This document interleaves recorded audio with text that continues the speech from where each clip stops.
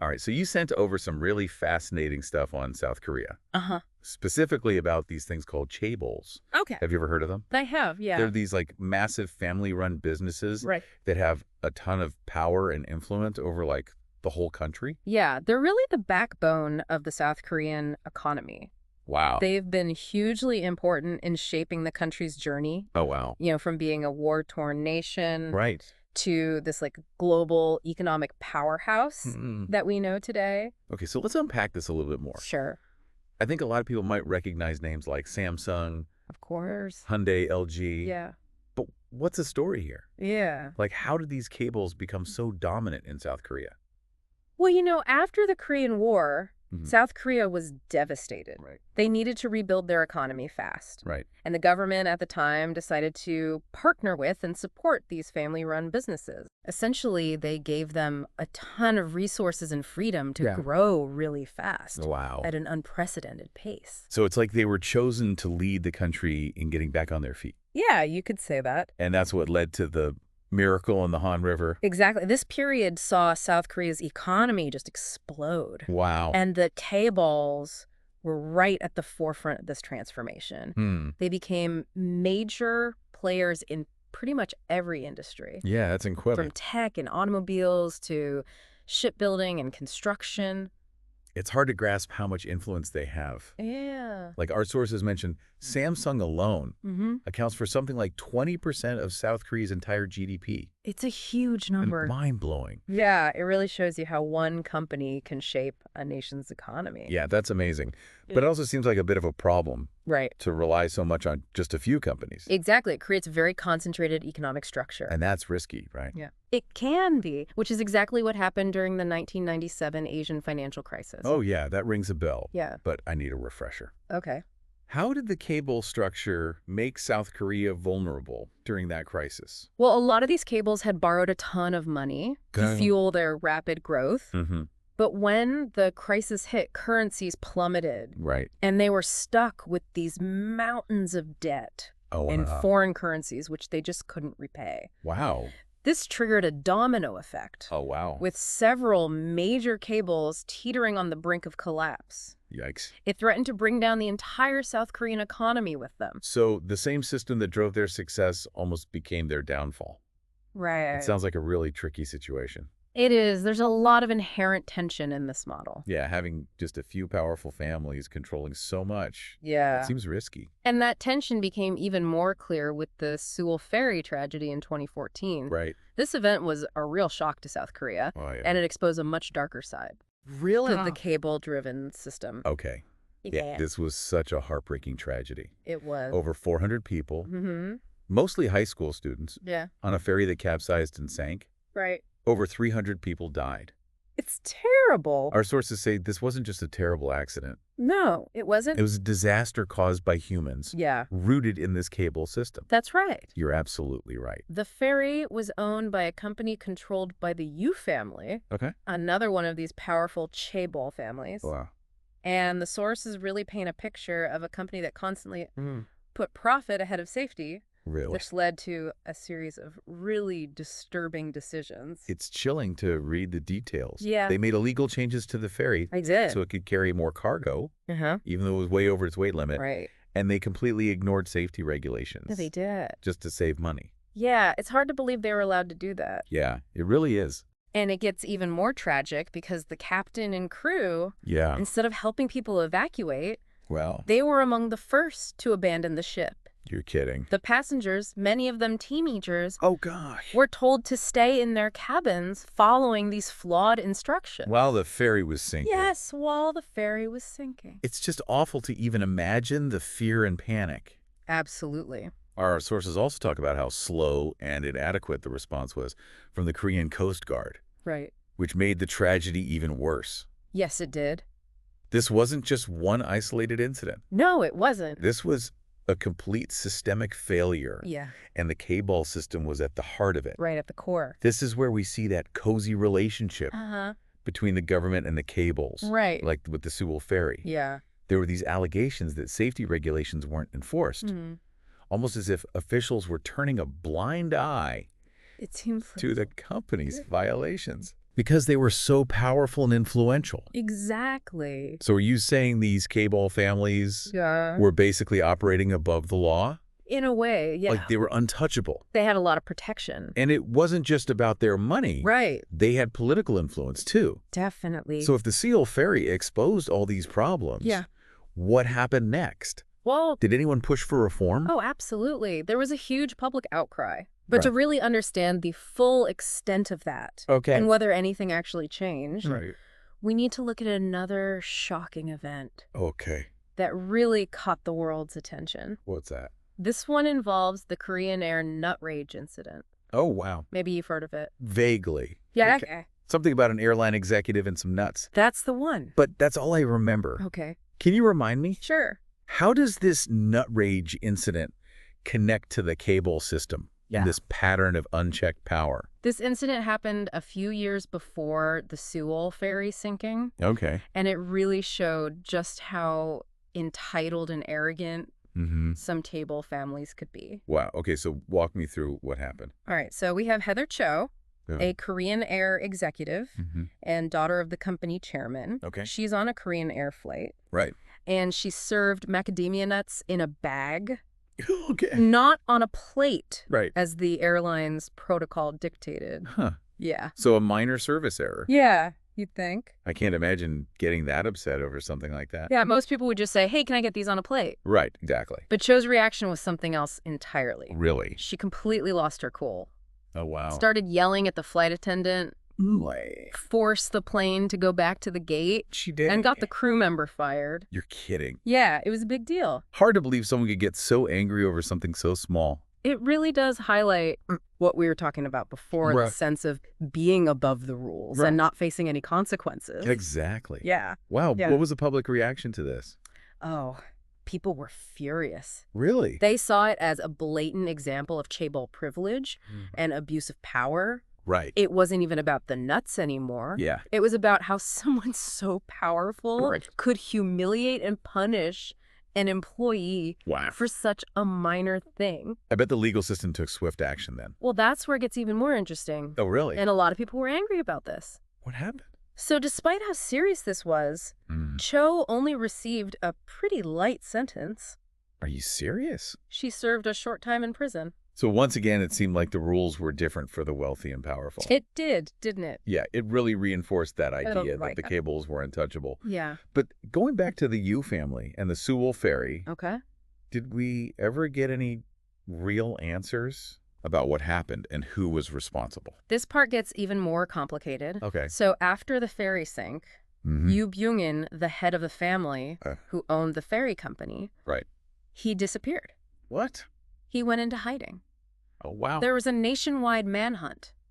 Wow. But in the end, they found him dead Oh, my gosh. under some very suspicious circumstances. Hold on. There's more to this Yu family than we first thought, right? Yeah, there is. Our sources mentioned something about them being involved with religion. Yes, Yu Byung-in wasn't just a businessman. Oh, wow. He was also the leader of a controversial religious group Really? called the Evangelical Baptist Church. Wow. There were allegations of financial wrongdoing within the church, Yeah. and some people even speculated that his religious activities were Yeah. connected to his business empire. So we have this powerful family Right. with a history of putting profit over safety, Mm-hmm.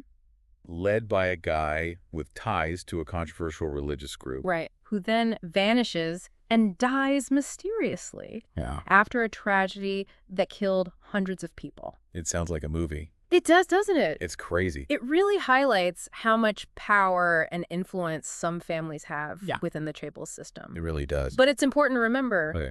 Yu Byung-in's death didn't bring any closure Right. to the Sewol ferry tragedy. Of course not. People wanted to know how this could have happened Mm-hmm.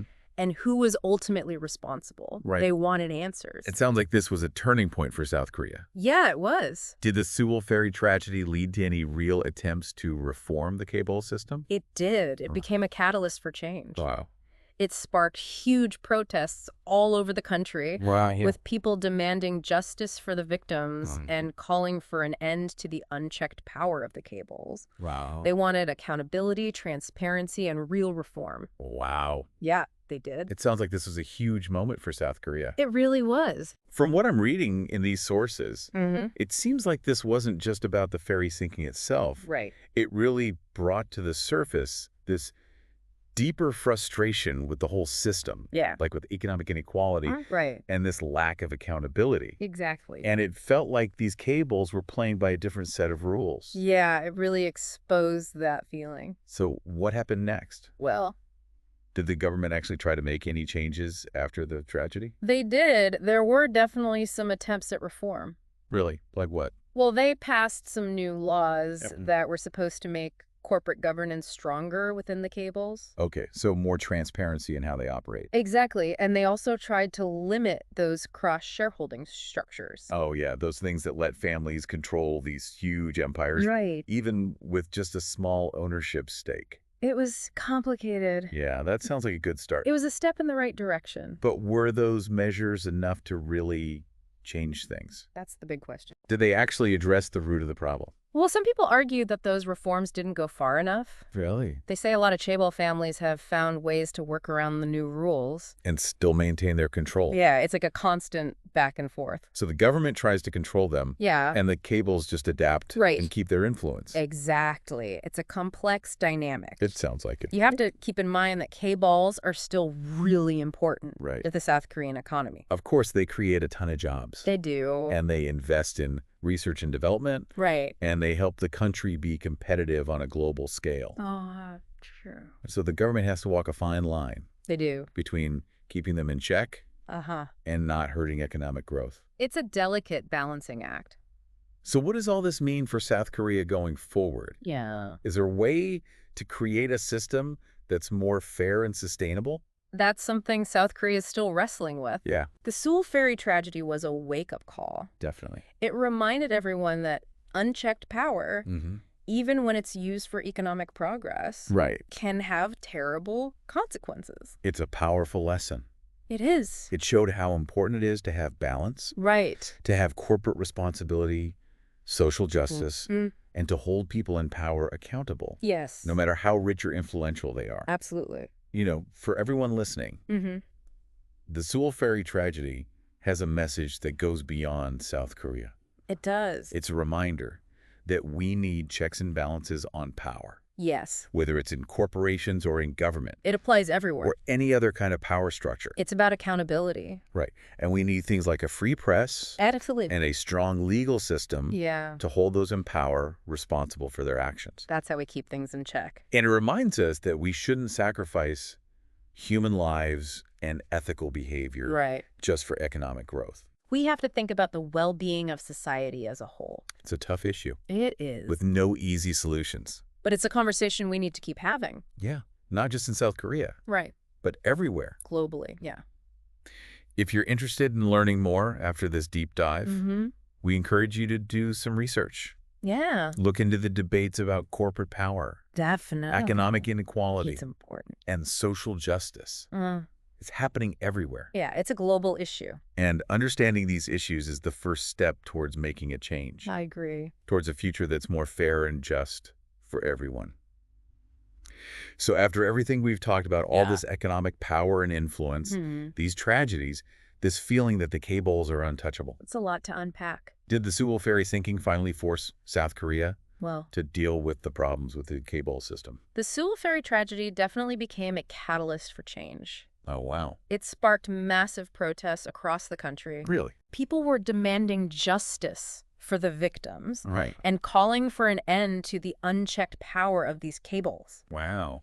They wanted accountability, transparency, real reform. It sounds like, from our sources, Yeah. that this wasn't just about the ferry sinking itself. It was like it tapped into this deeper frustration It did. with the whole system, with Yeah. the economic inequality, Yeah, the lack of accountability, exactly. this feeling that the Chaebols were playing by a different set of rules. That's exactly right. So it became a symbol of everything that was wrong Yeah, the Sewol ferry became a symbol. with the status quo. Right. It forced people in South Korea to really face some hard truths It did. about their society. Yeah, it was a turning point. So what actually happened after the tragedy?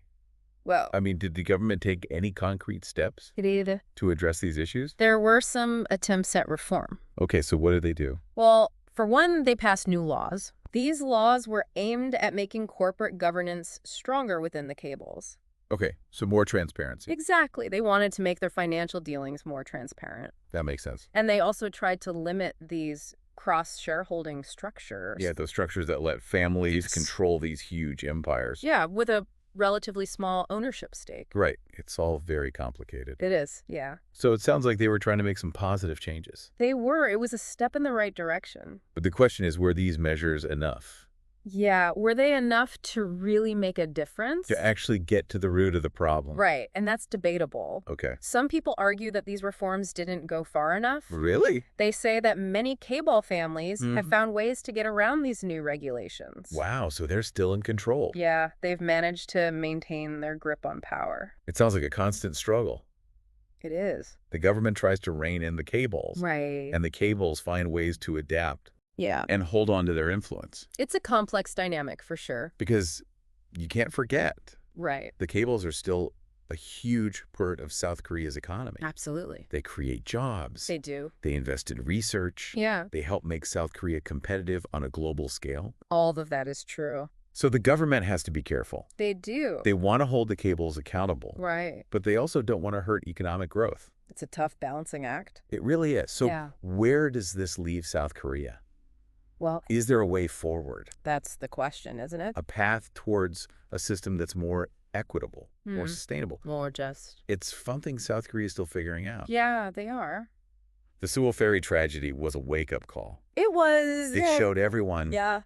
that unchecked power can have devastating consequences, It was a stark reminder. even when it's in the name of economic progress. Exactly. This showed that we need a more balanced approach, We- one that values things like corporate responsibility Yeah. and social justice, Definitely. and holds those in power accountable, Absolutely. no matter how wealthy or influential they are. Those are important lessons. And for our listeners out there, Yeah. the Sewol ferry tragedy holds a powerful lesson, It does. a lesson that goes beyond South Korea. It's a global issue. It reminds us that we need checks and balances on power, Everywhere. whether it's corporate power, Right. political power, Yeah. any kind of power. It's about accountability. And to make sure that happens, Mm-hmm. we need things like a free press, Absolutely a essential. strong legal system, Yeah. things that can hold the powerful accountable for their actions. That's how we keep things in check. It's also a reminder that we shouldn't sacrifice human lives, Right. ethical behavior, Mm-hmm. the well-being of society as a whole, Exactly. just for the sake of economic growth. We have to find a better way. It's a complex issue. It's There are tough. no easy answers. Not at all. But it's a conversation we need to have, We do. not just in South Korea, Right. but all over the world. Globally. Yeah.